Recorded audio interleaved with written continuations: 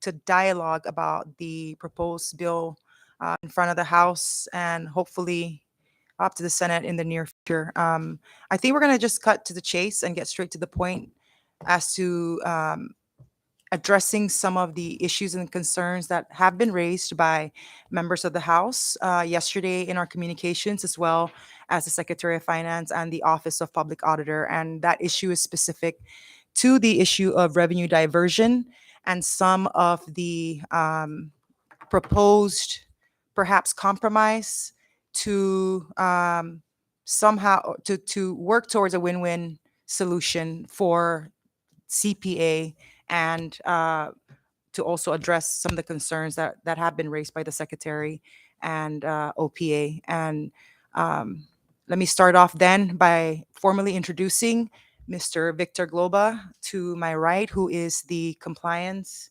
Director for the Program FAA. manager. I'm sorry, Program Manager for Compliance, and the Assistant ADO out of Honolulu, Mr. Carlos Salas, who is not a stranger to the CNMI. And with that, I will turn over the floor to Mr. Globa to kind of speak to the issue of revenue diversion and to some of the concerns that have been raised by members of the House as well as OPA that's been reported in the paper and that he has been tracking. Okay? Thank you for the opportunity for us to come out here and visit and to talk about an issue that is of concern to us on the compliance side, concern to the ADO side, and is of concern to CPA here as well. While we understand the requirements and the necessity of having audits, and from a public perspective, there's a challenge in the sense of how it's in play and how it's going to go about being done. The airport currently has single audits that are done on an annual basis. They hire consultants to go out. They go out and do an RFP process in order to do so, and they provide those documents. The idea that having a 1% fee, that while it may be a law on the books, at this point, there isn't anything that shows us how that fee has come to play. And what's even of more concern is the idea that if it only costs them $50,000 or $60,000 for CPA to do a single audit, and they're paying $140,000 into the fund, the bulk of that money goes back to general revenues. And this is an airport that's trying to be self-sustaining. The money that they earn needs to be going back into the airport itself. And the idea to subsidize other departments in doing so is of concern to us. The other issue is that I think what we're looking at is, if the Office of the Public Auditor wants to do an audit of CPA, they can do so. However, they have to go through a cost allocation plan, and you're going to have to be aware as to what kind of costs the airport is going to be paying, and CPA is going to have to disclose that. And federal government has no issues with paying those funds. However, we need to know what those rates are, what's going to be done, and it has to be included as part of that cost allocation plan. And I can also defer to my colleague here, Mr. Salas, who can add anything more. Yeah, thank you, Victor. Yeah, basically, I guess it boils down to if the 1% is taken out of CPA or CPA pays that, question really is that based on actual cost of doing the audit? Is that the services that CPA is paying for, and is it an actual cost? So that's kind of the big question that, from the FAA standpoint, looks at. And if it's not, then it would have to be based on actual costs.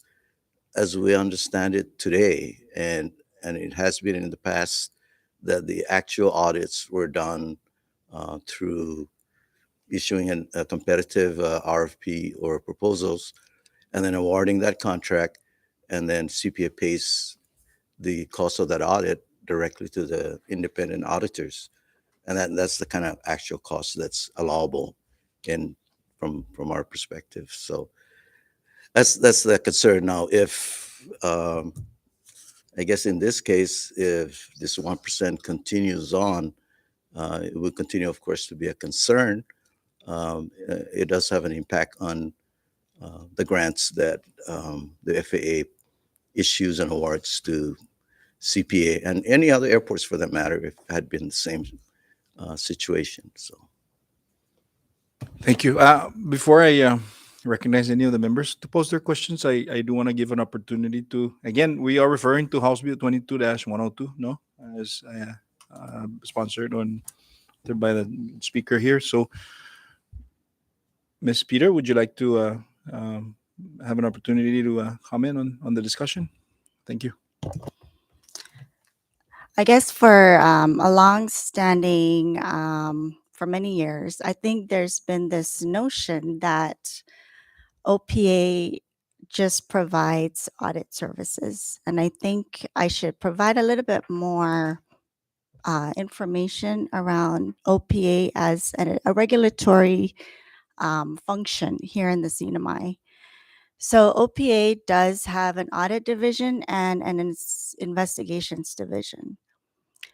OPA is allowed to outsource its financial audit. So I understand, Mr. Victor, you referenced the audit fees that CPA does pay, which is associated with their annual financial audits. OPA does carry out performance audits, compliance audits, and in terms of our investigations, the entire CNMI government entity and the autonomous agencies, public corporations are all part of the oversight that OPA does provide. The 1% fee has been a framework that's been in place, many years ago. And it is a fixed rate that is imposed on all of the CNMI entities and the autonomous agencies and public corporations. I do understand the concern with regards to whether there's a cost plan, what's allowable, not allowable. But when we look at from an accounting policy standpoint, OPA's fees would be considered or could be considered an overhead cost, indirect costs, however you want to categorize it. But those are typically spread across any entity or in business practice, part of doing business. So OPA's 1% fee, I would consider it as the cost of CPA being governed by OPA as a regulatory agency.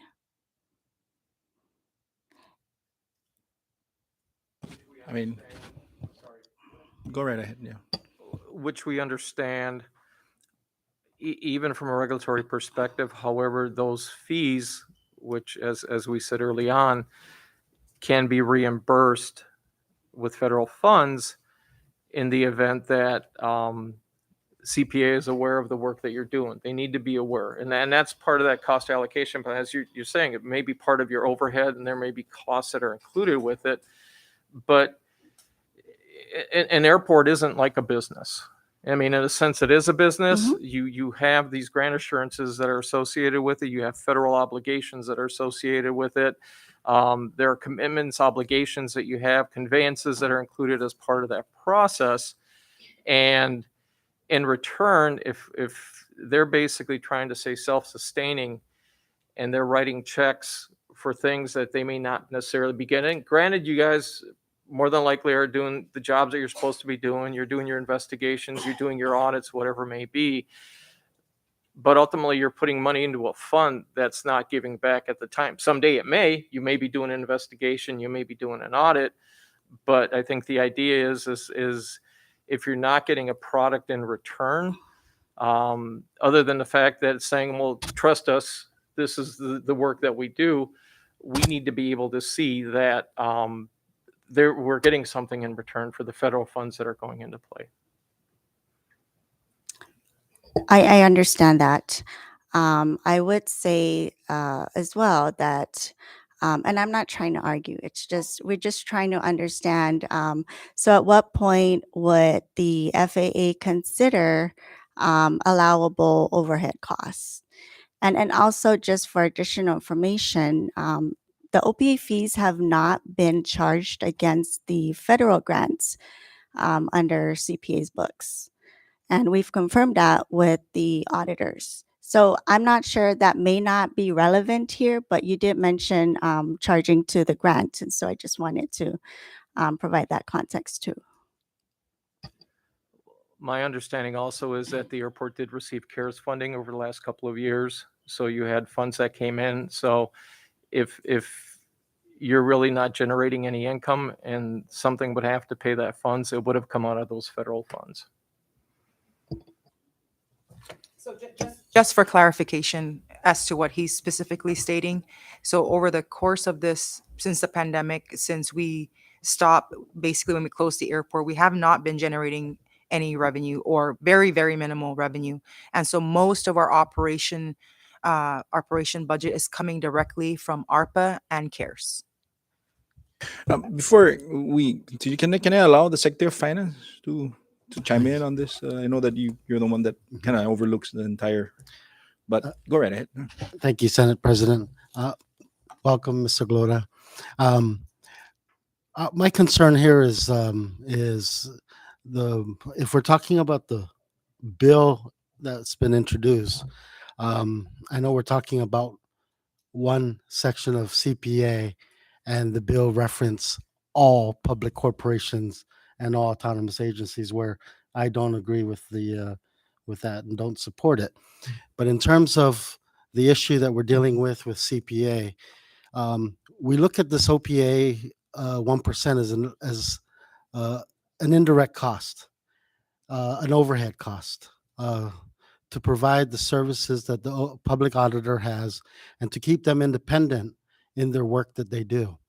And so it's not something where, if they know that CPA has a lot of funds, they'll go after and then charge you and do a lot of investigations. We don't want that.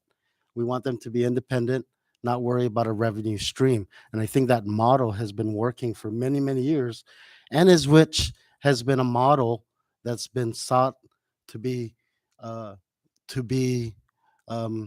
used at other jurisdictions.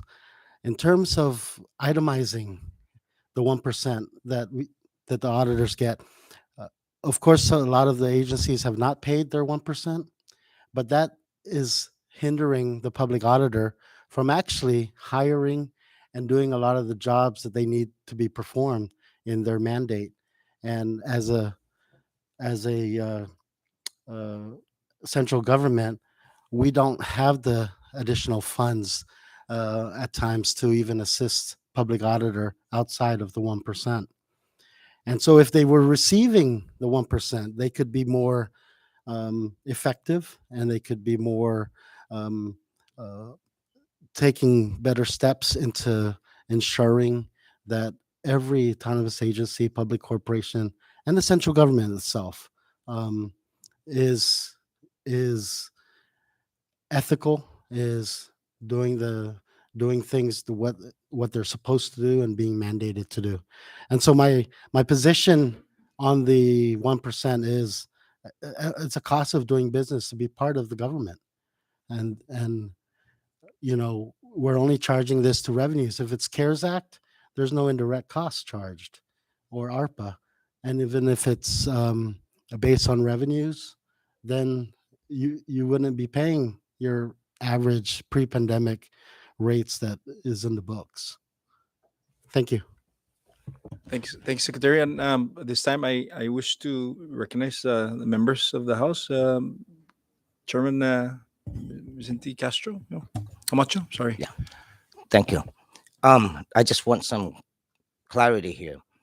Is this matter about federal grants, or is this in general the entire revenue that's being received by CPA? They're tied together.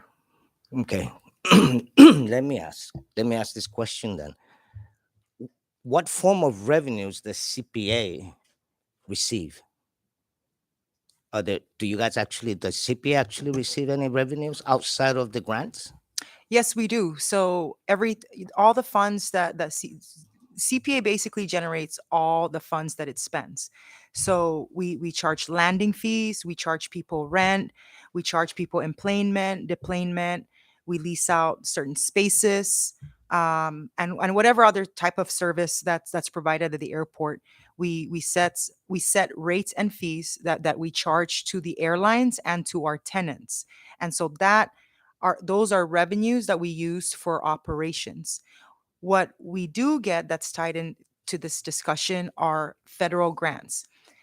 The legislature or the government has not, since my time in CPA, given any funds for capital improvement projects. So, for example, any improvements to the facility, whether it be resurfacing the runway, purchasing loading bridges, rebuilding the air control tower, whether it be expanding the terminal, whether we be rebuilding the new commuter terminal, whether it be purchasing equipment, cars, or any of that. All of those, basically, for the most part, is paid for by federal grants, which we get through entitlements or discretionary funding that we go after through the Department of Transportation. Okay, I guess likewise with CHC, CUC, although they get some money out of the local government. We don't get any money from the local Right, I government. understand that. Let me ask you a question. How much did CPA generate in 2020 as far as revenues are concerned? I don't have those exact numbers. Sky, do we have that? 2020? 7 million. 7 million? How about, why don't you double that maybe? How about 2019? What was the budget the total amount? Are you talking about our total budget that was passed? No, that you all have generated. Since you're not getting any money from any other entities, right? Right. So just give us the general basics. So on 2019, what is what was our revenue? 13, around 13. Okay. You also receive grant revenues, right? Awards. Awards. But those are still revenues you authorize. No, they're not. We So- cannot spend those funds on operation. We have to specifically spend them on capital projects. Okay, so if the matter is about the grants, so why can't we give OPA a percent from what you generate? It can't be that much, really. Well, anything that says 100,000 or more is a lot of money. So you generate all your revenues to run the airport and all that, salaries, everything. Yes. I know that probably We were fortunate enough, let me correct, 2021 we were fortunate enough to get some supplemental funding to cover shortfall for operations, specifically personnel, by the governor's office using ARPA funds. So last fiscal year, I think we received a total of about $2 million to cover our fiscal year shortfalls for personnel. And then recently, we also received ARPA premium pay, which we had given to our employees. Okay, so you are getting some money for your shortfalls. So whether you're making enough revenue to run the airport or not, this is where the federal government, the local government comes in, where you can request for that money to make up for the shortfall. But I don't know, a percent shouldn't be that bad. Never mind the grants money. Like you said, you're also receiving revenue from grants, so that I should guess you're help. not hearing what he's saying. He's saying is that if we use those funds that we generate and we are not clear as to what specifically we're using those funds for, it's considered revenue diversion. But I think Representative Sablan has some questions that perhaps can further flesh out the Oh, issue. no. I understand quite clearly. Now, let me ask you something about the. Congressman Komotsu, I'm going to ask that you reserve a second time around. I'll allow you so that other members can ask. Yeah, So if you don't mind, Congressman. So at this time, I recognize Representative Tina Sablan. Thank you for that. Thank you, Mr. President and Mr. Speaker, and good afternoon to our guests from FAA, and welcome back, Ms. Hines and Mr. Tenorio, Ms. Peter, and Secretary Yatselik. So my first question is whether you could clarify for us, Mr. Globa, do FAA regulations allow for indirect costs? They do. Okay, they do. And what I'm trying to understand, I think maybe my colleagues here are also trying to understand, is why would the OPA 1% fee not be considered an allowable indirect cost? Because at this point, it doesn't define where the funds are actually going. And as we were mentioning earlier, from an airport's perspective, any revenues that are generated have to be put back into the airport itself. But for in terms of like indirect costs, overhead costs, all agencies have to pay that 1% fee. And through an allocation plan, you can get reimbursed for those funds for the work that's completed. But the airport has to do an allocation plan and identify those costs that are there, and they can be submitted. The idea that you just have a random 1% every year putting in there, and the fact is that if they end up only using $40,000 out of the 140,000 or however thousands of dollars that are submitted, and then the rest of it goes into the general revenue fund, that's no longer an indirect cost. That's going to subsidize the general fund, as opposed to going back in and addressing the airport's needs. Okay, and if I may also just ask for some clarification, how does FAA determine what types of indirect costs are allowable? Well, that's up for the airport to provide an allocation plan, and those figures are then submitted as part of their requirements, and those documents there are then reviewed. We have people in headquarters that also review these documents. Sometimes the Office of Inspector General may come in there and review the various documents, and then may come back and say, we're questioning these costs here, trying to figure out why you're providing a percentage here, what are you getting in return here. Basically, you're trying to sell your story to say why you need to justify to spend those revenues to other government agencies. Okay, but you recognize, right, what Ms. Peter just explained, that OPA does a lot more than just audit. I mean, how would a cost allocation plan encompass investigations, for example? But go ahead. I think, Congresswoman, that the indirect cost is something that the FAA would allow. So that's that. I think the fact is that there's an absence of an allocation plan that has been approved and agreed upon for this purpose. And at this point in time, there's nothing that we could look at or review and have it approved so that both parties agree that those are the real relevant costs of whatever it is, doing business, doing the audits, the single audits. If there are special audits that need to be done, then that would be part of the allocation costs. But it would have to go through some kind of process to come to that. But CPA's proposed allocation plan couldn't be a list of all the different costs that you already acknowledge as being legitimate, and then a category for the OPA 1% fee that wouldn't suffice for FAA's. Well, I think it's a big purposes? question. What is that 1%? I think that's the bottom line. So Okay. if we think of a scenario today, so CPA is going through an audit, single audit, went out and procured independent auditors, and it's ongoing, for example.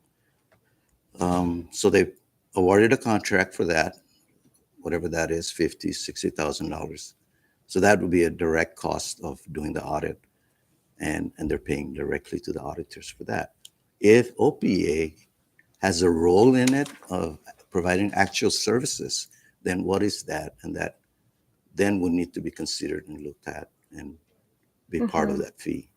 Okay, but I keep going back to the investigations question. So if OPA conducts an investigation that involves CPA or any other, non-financial audit function of OPA, FAA would want OPA to break down the actual cost of that investigation? Like how is that practical? How does that work? I can only relate to you to like an attorney general's office um, when he has to do investigation or take a case to court. I mean, they're funded through the general fund, right? And But that's FAA's position, is that you would have to see in that cost allocation even the cost of an investigation? The devil's in the details. So we'd actually need to see what exactly you're looking as far as an investigation to be able to come in there. So the idea is then, are you looking at from a 1%, and then eventually 10 years from now, you may come in and do an investigation. So you paid all this money into it. A bunch of money has gone into the general fund, and you come and do an investigation. And let's say it comes out clean. Okay, you've done an investigation.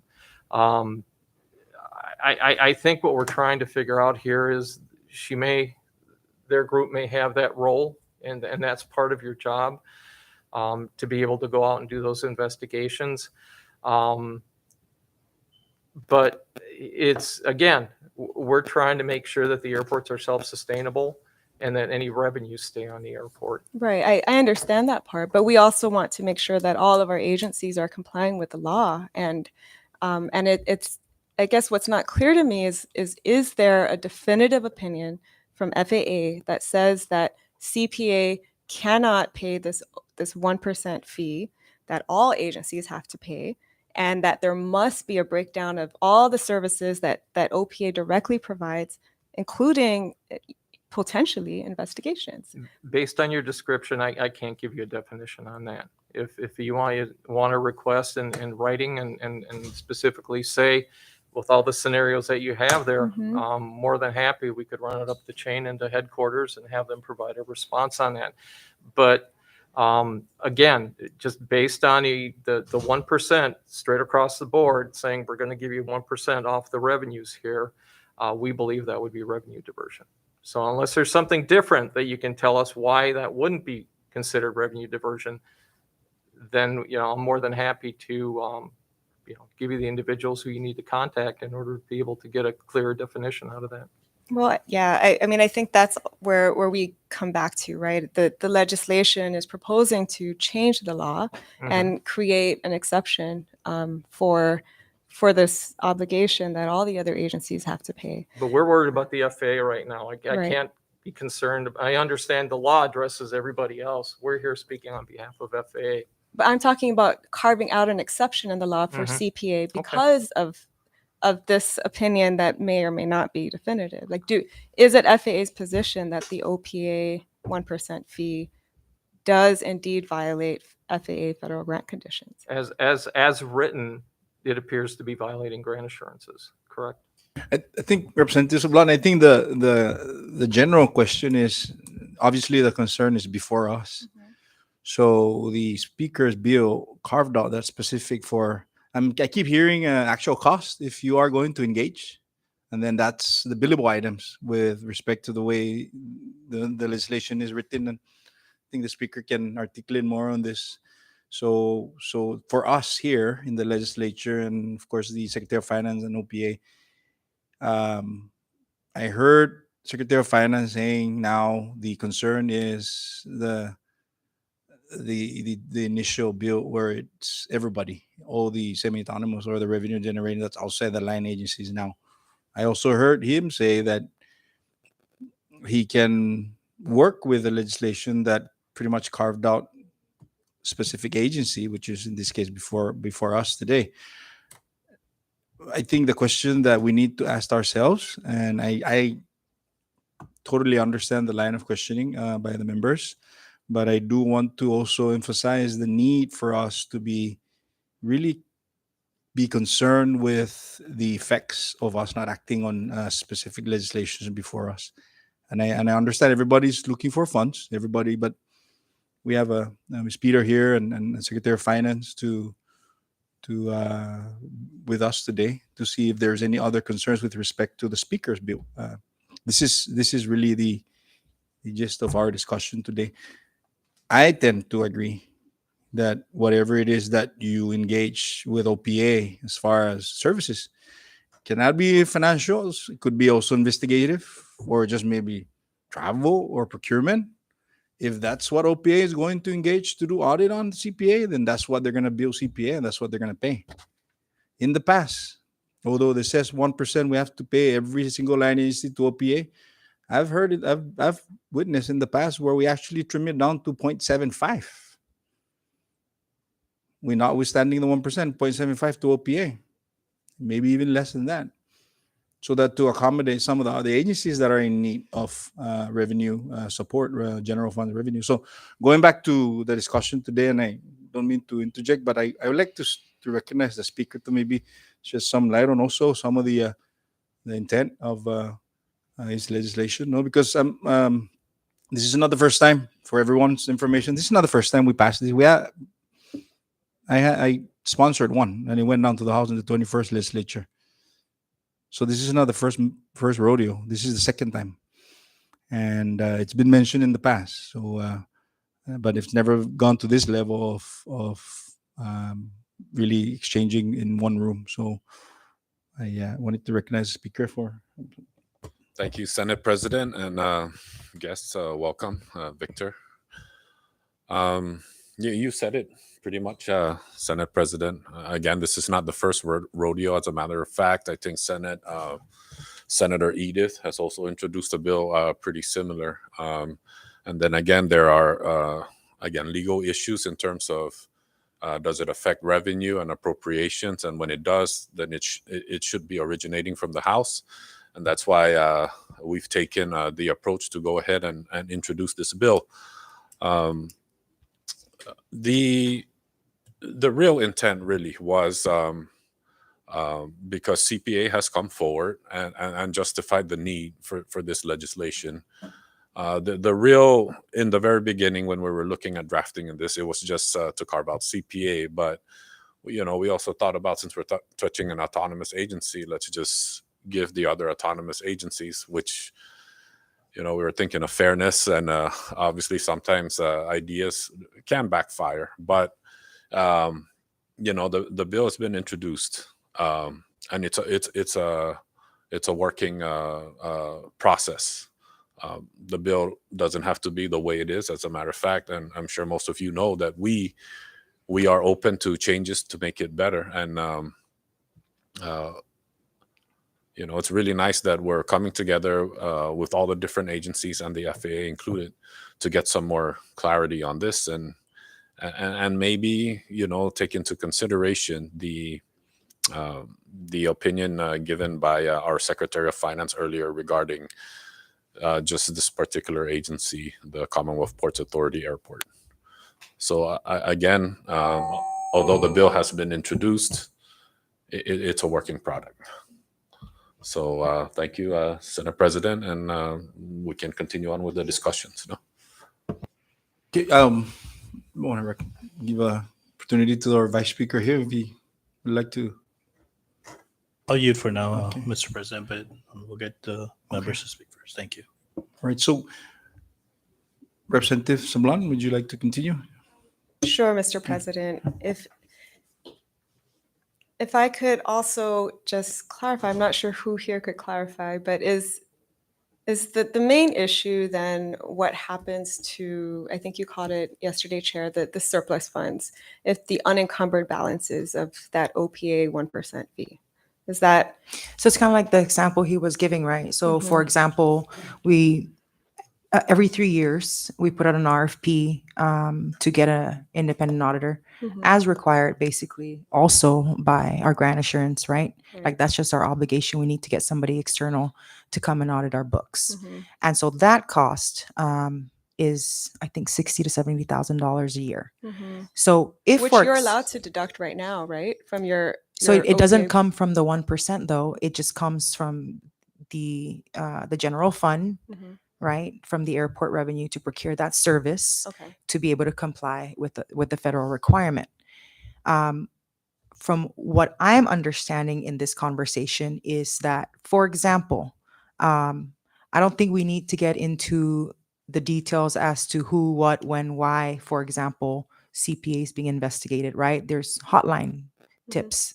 People call in all the time. Hey, can you review this? If there's a set fee or rate that perhaps could be established, right? That this is the cost of that service. You know what I mean? It doesn't have to specifically state who's being investigated, right? As far as I understand, I don't know. But that's kind of how I'm like, it has to be an actual line item cost that's identified. That's the way we are understanding this communication. And so the problem with the 1% is that it's just 1% flat, right? So that's a set amount. So is that whole amount now being used specifically for CPA with regards to the services that that's being provided to OPA? Okay. And then, as you know, the Constitution requires unencumbered fund balances from the OPA 1% To go into the general to fund. go to the general fund. Right. And is that also where That's FAA's revenue problem diversion. is? Yeah. Okay, that's where the revenue diversion happens. Yeah. Okay, so what if we crafted language to the bill that allowed for any surplus or unencumbered balances from CPA's share of the OPA 1% to go back to CPA? But that would mean we're paying you and then you're giving us the money back, whereas it should be Right. opposite. It means you perform the service, you bill us, we pay you. But yeah, I'd love to hear OPA's perspective on that possible language. I mean, it really goes back to this OPA 1% fee in terms of overhead is an accounting policy. So how can we get a determination that it truly cannot be considered an overhead cost or an allowable cost?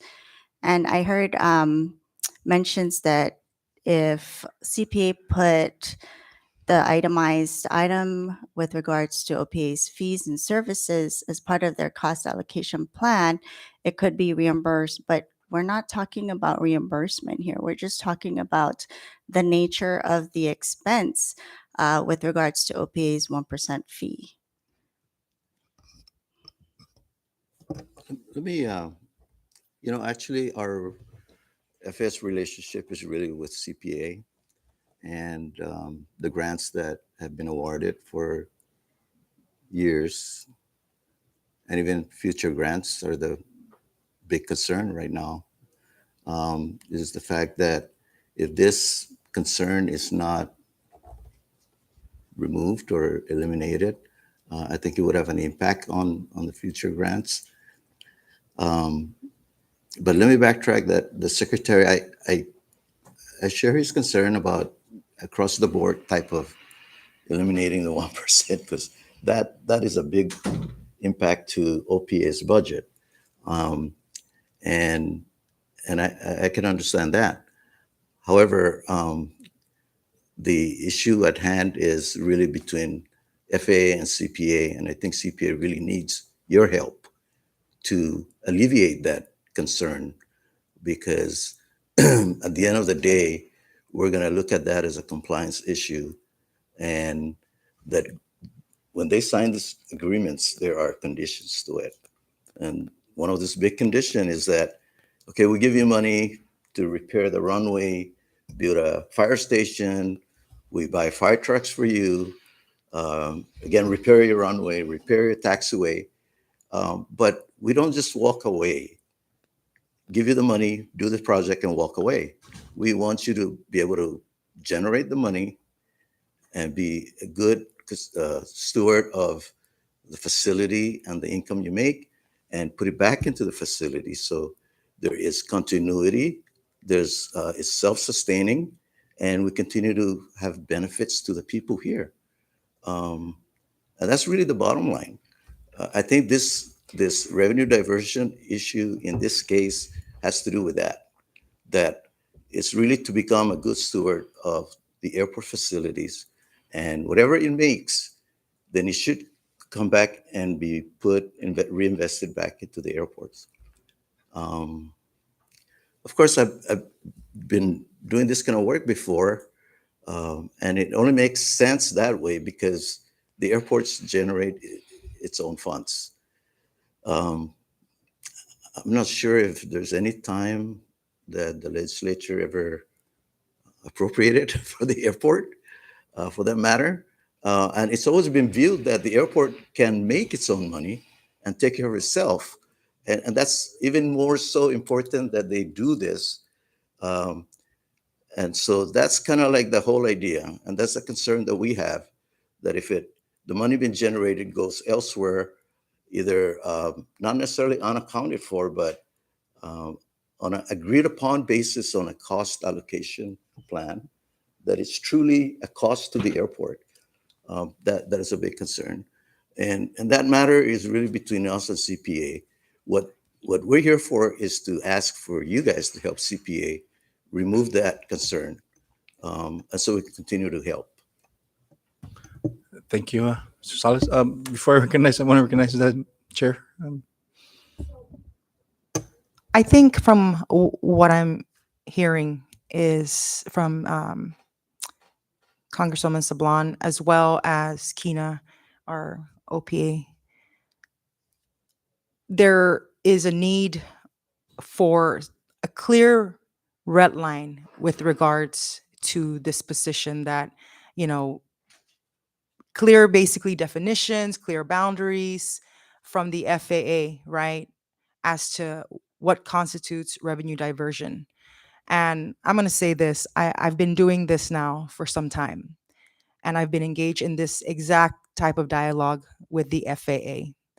And when you're talking about regulations with the FAA and certain policies, there is never a clear answer. And when we have two folks who are coming here before this body basically saying, we got to help CPA, we have to take it seriously.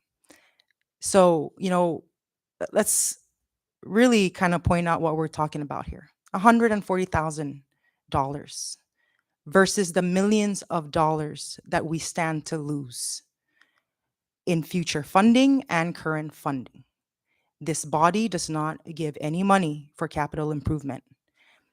CPA has plans to seek public-private partnership to make improvements specifically here at the Saipan International Airport. We are in current litigation with GPPC with the issue on the runway. That project itself is close to $30 million. We've come to this body for assistance. There's no money for that. We've tried to help ourselves by going out to get a loan, refinance the bond, but unfortunately, we just cannot service that additional obligation. We are barely meeting our obligations today as we speak. Every single penny that is generated goes straight back into the facilities and straight to the employees.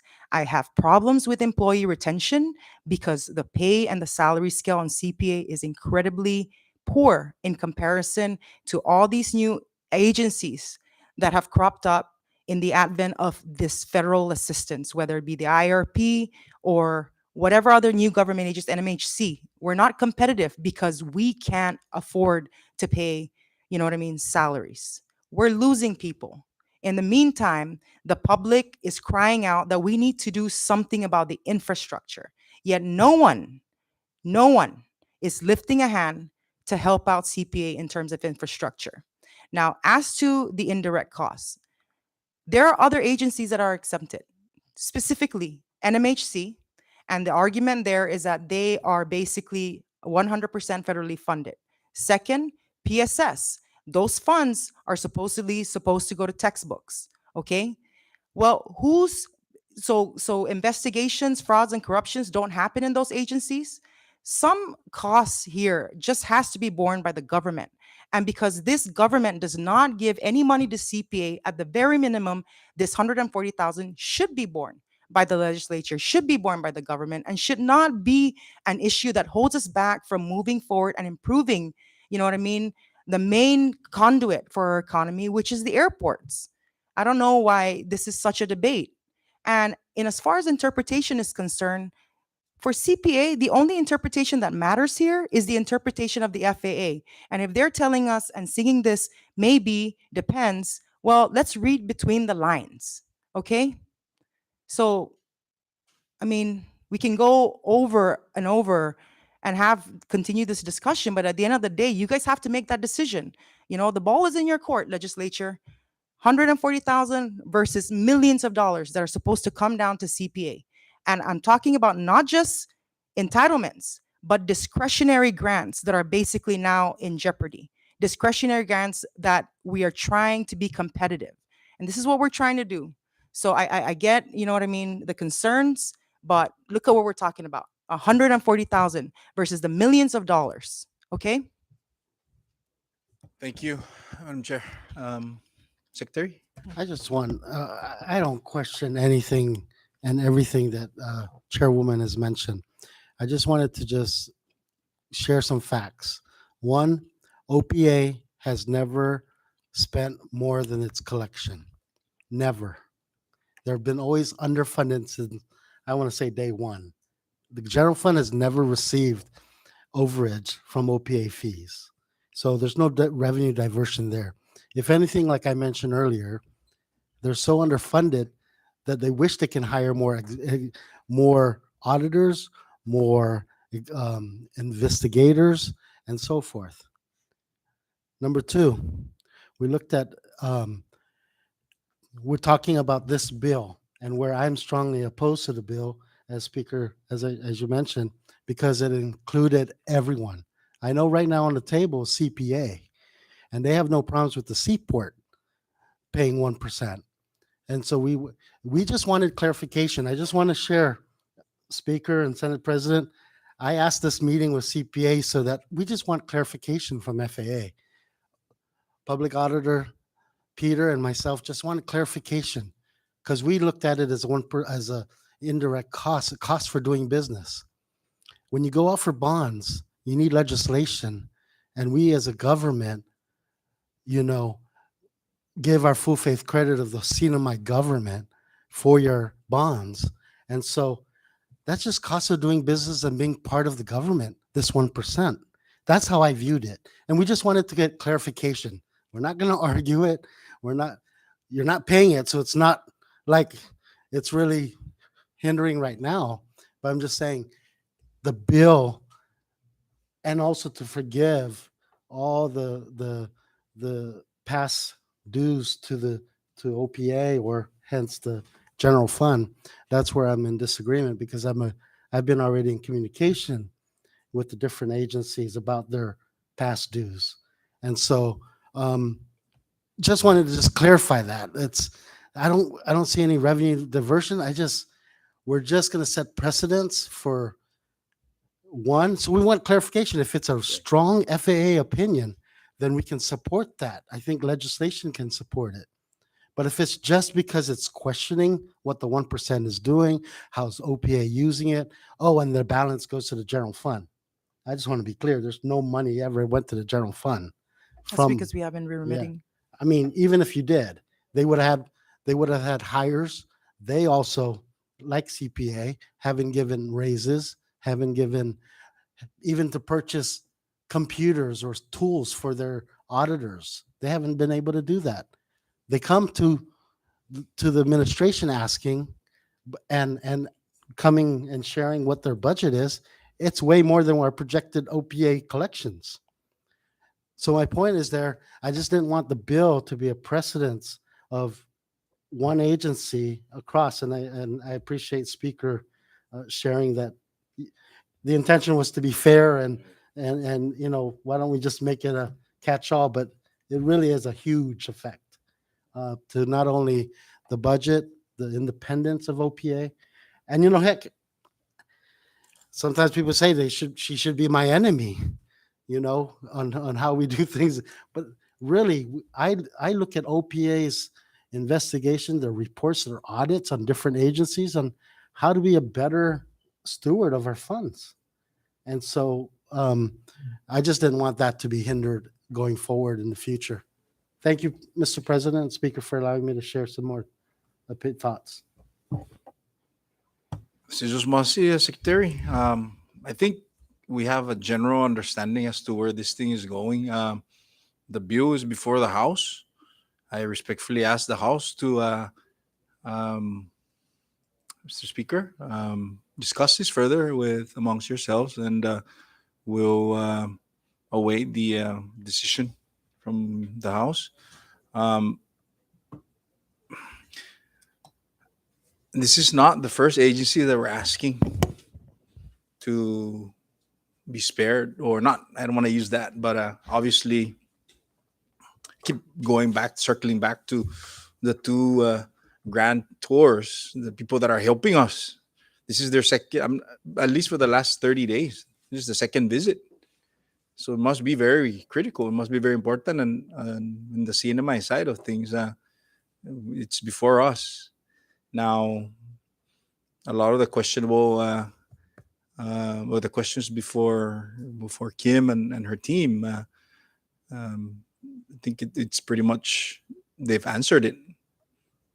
What else, to for us to do? We can tailor that during our debate or your deliberation. But I keep seeing hands going up. But yeah, hang on, Representative Sablan, because our good chairman there keeps raising his hand, and I ask him, go ahead, Representative Camacho. Just stay within the context of the It is. discussion, please. That's what I'm doing. One last question. If OPA does not receive that 1% anymore, what does CPA become? Does CPA become an independent entity? We are an independent entity. Okay, but not part of this government then. We are part of the government. We're It's going to an belong to autonomous, FAA, independent basically, agency. is what I'm understanding.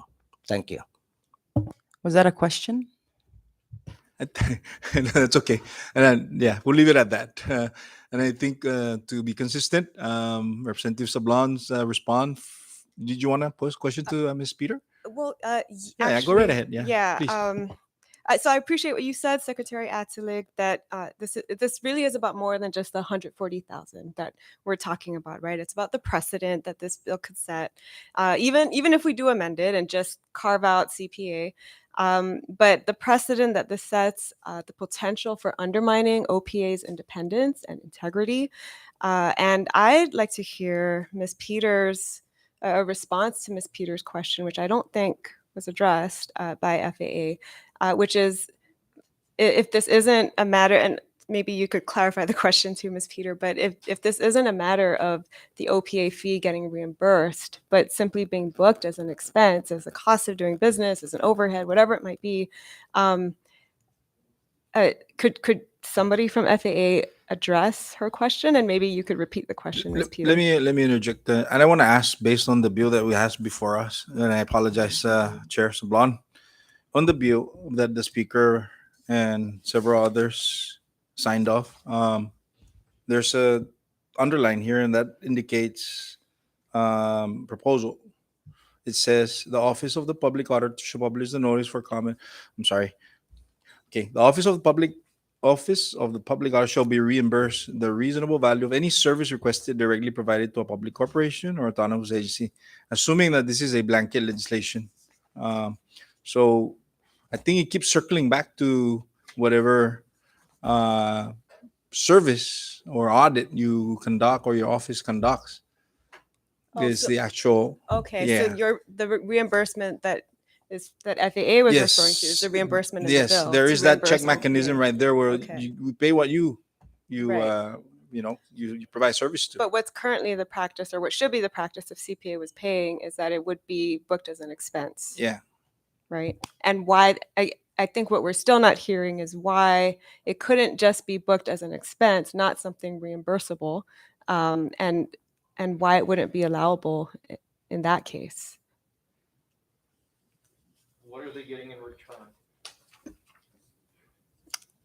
I understand you have to do investigations. I understand that they do an entire role that they play as part of your overall government. However, we're looking at it from the perspective is how does it come back to the airport and whatever. So, and I don't know if I'll be able to answer what you're looking for. I'm not sure what Well, if- exactly you're looking for here, Independent because oversight, that what CPA gets, what all the other agencies and instrumentalities of the government get when and they they're, pay they're the getting 1% they're fee. getting oversight through the single audits that they're doing every year with the finances to be able to look at, and Office of Inspector General looks at that level as well. Mhm. So you have other higher levels of government that are reviewing that as well. Right, but OPA provides other types of oversight over all of the agencies, including CPA. I think that's the point. Well, what is that? Mhm. And I think it needs to be boiled down to a clear breakdown of what that is. How do you assign a cost to it, a percentage of what amount that should be chargeable? And that's a process that needs to be vetted out and agreed upon, because then it's some kind of direct or indirect allocation plan. Yeah. And so it's not, in this case, we're looking at it, it's a blanket 1%, and it doesn't have that breakdown. So it's just, from our standpoint, if we really need to resolve this, we need that clarity. And I think it has to come back where CPA and OPA and the Secretary of Finance, we need to work out that plan. Right now, it is a big concern, and that's why we're here. And again, this is really between us and CPA. And honestly, we don't want whatever that impact or repercussion would be to happen to CPA. And honestly, that's why we're here. We're trying to help. And that's why we're here, is to try to enlist your help to help CPA. They have a lot of other big, good projects for the Commonwealth. And I think if we cannot take this out of play, I think it'll go a long way. Let me just put it that way. Thank you, Mr. Salas. Members, I think, Mr. Speaker, I think we've pretty much flushed out what we need. No, Representative Sablan, I know you still have some questions, but if you can just, I'm going to ask again that Vice Speaker, would you like to have some questions? No question. Just really to understand, just put it more into perspective, right? OPA was created. It predated all of us over here, and when OPA was created, the 1% was to be given by the line item departments back in the day, and most of the autonomous agencies today fell under line item departments back then. The restructuring under 94-3 back in late Governor Frilon's time restructured the government. And in that same period, our tourism industry was booming. We had the garment industry. So they connected the one when the autonomous agencies were created by 94-3, they tagged the autonomous agencies with the 1%. But they were taking up the money up front because they were getting them through the taxes for the landing fees and the supplemental budget that was brought in by the garment industry back then. That's why we never felt it. And in this day and age, we're feeling all this because we don't have that second industry that gives us a supplemental budget to distribute the funds out. OPA was growing from back then, from a little office to multiple staff to a bigger office. That's the essentially the intent of whatever public law back in 1983 that created OPA. But 94-3 created multiple agencies and multiple autonomous agencies. That's when they saw the revenues coming in because of our tourism industry booming, and we had the supplemental industry, which was a garment industry. That's I think essentially where we're having problems right now. Yeah, OPA has never remitted any funds to finance as an excess funds because they're a growing entity. Whatever new money that they got, they were expanding at that time. So they got to a certain point. In the 17th legislature, we even appropriated, I believe it was $875,000 to OPA to address their specific needs back then, and our budget was at $92 million. So what FAA is bringing up is the concerns that the Attorney General's office had brought up. That's the reason why in the budget, in the Appropriations Act, they've always suspended those costs that go to the delegations for, let's say, poker fees and e-gaming fees, because the challenge by the Attorney General's office then was those money should go directly to address the issues that come from the gaming industry, i.e., whatever counseling and all that kind of stuff. That's the reason why it's been suspended in the last 7 years, because the Attorney General has put forth in his opinion that any revenue generating legislations that are specific to an entity shall go to address the issues that come with that entity. In this case, the gaming industry. A lot of the appropriations that we made under the Casino Act, the 60 million, $70 million, a lot of them were challenged by the AG's office because they didn't address the gaming issues, the addiction, the drugs, and all of that stuff. So this is what FAA is sharing with us today. Is nothing new that the Attorney General has brought up in the last 8 years. So we understand, and you're right. It's going to bring CUC in. It's going to bring MVA in. It's going to bring every other autonomous agency in to request for something like this. But until they have the same justification that CPA does have, then it'd be easier for a transition. But we also be cognizant of the fact that this body is responsible to make sure that OPA is functional and can provide the services. And that we may need to revisit.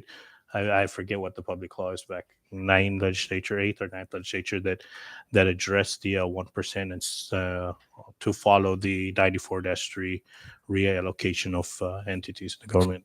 Thank you. Thank you. Speak. Thank you, Vice Speaker. Anybody else that would like to? Last one, Representative Camacho. Is CPA required to submit an audit report to the legislature, this government? Yes. When was the last time you sent one in? I'm not sure when. Annually, right? Huh? The reports are submitted to OPA and published on the website. Thank you, Representative Camacho. Any more for discussion? Last one, Representative Sablan. I guess for the last time, I'm wondering where we go from here, specifically in terms of how this legislation may be amended, and if there is a way for us to craft language that would balance the concerns of both OPA and finance and the members of the legislature, as well as the concerns of CPA and FAA. And if I'm hearing you correctly, Ms. Hines, and the earlier proposal that I floated about having any surplus revenue, CPA share of that being returned to CPA at the end of the fiscal year, perhaps. You're saying that that's not doable, not practical. I'm just listening to what they're saying, and what they're basically saying is that, perform the service, bill CPA for the service, and we pay for that service. And that's the way we do business. If we do it in those terms, they don't consider it. It's clear that it's not revenue diversion. Any other way basically would have to be mapped out in a cost allocation plan. So basically, for example, and I'm just thinking outside the box here, perhaps an a la carte of services, right? With the price tag. I don't know. And like, she's right and you're right. You know what I mean? Like, the practicality of that, you know what I mean, is difficult. But I think, there's just some costs that the government should pay for. So if this body feels that there's an issue with the integrity of OPA's autonomy and independence, well, give them more money. You are the power of the purse after all. You know what I mean? Why does this money have to come specifically out of CPA? And why is CPA on the hot seat for an issue that is really minimal in comparison to all the, what these other agencies that are not paying? You know what I mean? All these agencies haven't paid for however many years, and yet still here we are. It's functioning. They're still open. Granted, I'm sure they want to do a lot more things, but there's nothing which preclude the House, who has the power of the purse, to give them as much money as they need to be able to implement their goals and objectives without taxing Sure. CPA, who does not receive any funding from the central government or this legislature. Right. Yeah, but just going back to my question then, so that language isn't doable from your perspective, and it sounds. Let me clarify. It is not from my perspective. Mhm.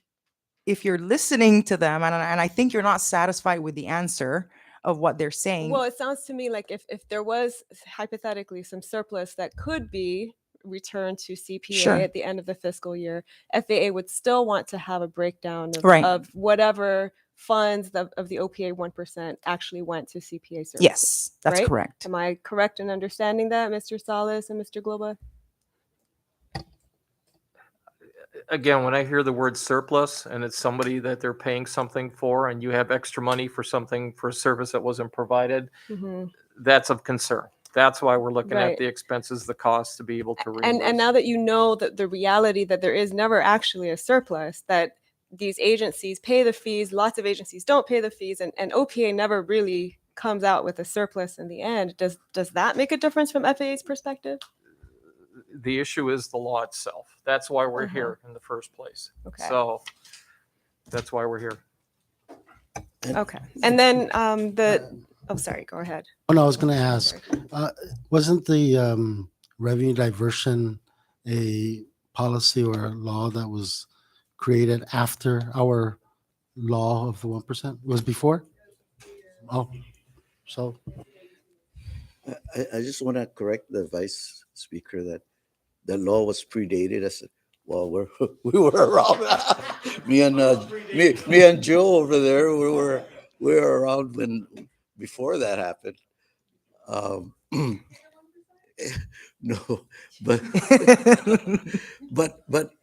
you know, if this conversation is really, I think it's really good, and we appreciate how we're hearing the concerns and the angle you guys are coming from, and then hoping that you listen to what our concerns are, because really we're here to help CPA primarily. But I just wanted to toss out is the 1% a need to a revamp type of funding for OPA? I mean, you know, I feel sorry for the situation, what the Secretary of Finance was saying. Now everybody wants to come on board. And then, of course, the impact to OPA's overall budget. So just a thought. Coincidentally, I think that the legislature is waived from the 1%, right? So who investigates the legislature, and why has that not, the legislature not paying, impacted the autonomy and in the independence of OPA, which is an entire branch of government, right? Yeah. All right, thank you, Representative Sablan. For the last time, for real. Anybody else? Sure, go ahead, Mr. Global. Thank you for giving us the opportunity to come and address these questions and engage in discussions with everybody here. We appreciate it. Still suffering from jet lag, but wide awake for this. That was the plan. He's enjoying the red rice here, so. I hope you enjoy more. When will you be returning or leaving, sir? Saturday morning. Oh, okay. Still a lot of time. All right. Thank you, everyone. I think this was a very productive meeting, and I thank you all for taking time out of your busy schedule to come together to work out the issues regarding House Bill 22-102 and to also get clarification on the different issues that OPA, finance, and also the members of the legislature have, and also, like Mr. Salas mentioned, listening to a different angle that they're coming to. So once again, thank you all, staff and everyone. Have a Thank good you. day.